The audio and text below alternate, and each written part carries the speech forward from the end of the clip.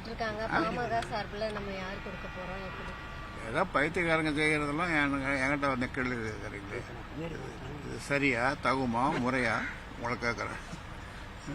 Sir இப்போ GK மணி மேல சத்தமா சார் ஜிகே மணி மேல அன்புமணி ராமதாஸ் வந்து ரொம்ப அன்பு பொழியிறாரா? சீக்காமணி மேல இல்ல சார், விமர்சனம் நிறைய இல்ல அன்பை பொழியிறாரா, பாசத்தை பொழியிறாரா, என்ன பொழியிறாரு நீங்க தான் சொல்லணும்.